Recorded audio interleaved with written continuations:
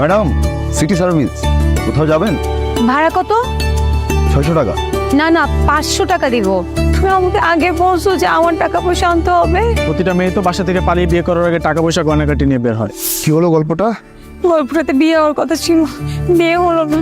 আপনার কাছে টিস্যু আছে? টিস্যু আমি কাললে আমার চোখ দিয়ে অনেক বেশি পানি পড়ে যে আসবে। আরে করেন কি আপনি? আরে যাও।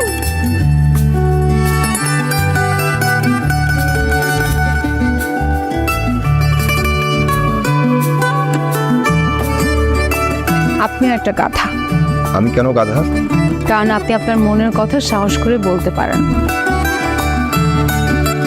মেয়েরা গাধাদের হাত ধরলে কি গাধাদের বুক কাঁপে? আমি কি করে বলবো? আমি